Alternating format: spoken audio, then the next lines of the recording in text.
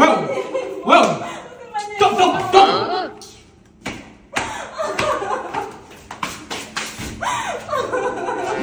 Wewe nakuvunja.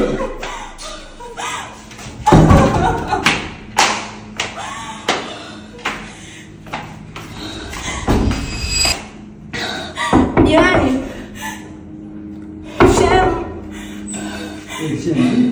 Shemeji yangu nimepigwa sana. Mume wangu amenifukuza. Naomba unistiri usiku mmoja tu. Naomba nistiri shemeji yangu. Na kwa hiyo sitakusumbua. Kesho asubuhi kakangu ataniingizia pesa maana yuko Ulaya. Yuko Ulaya mapema tu ameahidi ataniingizia pesa. Na uhakika sitakusumbua shemeji. Kweli yake ya Mungu. Wewe mtu wa mtu unajua nini? Hata usijali shemeji sitakusumbua. Bwana. Wewe shemeji, umesikia shemeji? Wewe usilie basi. Si umeshasema unalala na mimi? Sawa, usilie pole, sijui umeelewa. Wewe tutalala. Achana naye. Si mada mpaka kulala umepata, Ndio nimepata shemeji lakini mimi najisikia sana. Ndo maana nasemaje? Pole. Sitakubembeleza tangu pale mlangoni. Pole. Usilie, ukilia utaniliza, usilie. Sio umeelewa? Kugombana kwa watu ni kawaida. Madam mshabada sema kujistiri. Mimi kwanza nitakustiri. Sawa, na usinilipe chochote kile.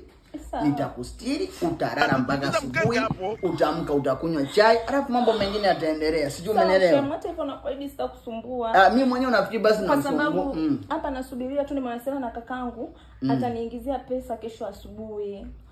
Kutoka Europe. Hata sibotuma huko ndani wewe unaweza kukaa. Sijui umeelewa? Pole. Watu wanakutesa jamani. Kuna vitu vya kutesa sio hivi. Pole sana. Basi tukalale nafikiri. Sawa. Basi ngoja niende nikaoge kwanza. Haya. Okay. Huko tunajisembia bafu lipo huko. Na ni huko? Sio huku jamani. Chumba kile Pole jamani. Watu wanate pole. Jamani pole. Okay, natajua nilimpania huyu. Nilikuwa namtamani siku nyingi. Kiasi Mswaiba. Na acha utani.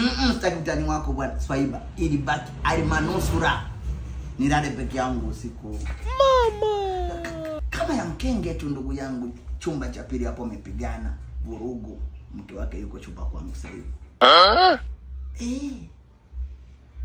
Lile lenye minofu kila kona hadi unyayo na minofu. Kaka nitanzia unyayoni.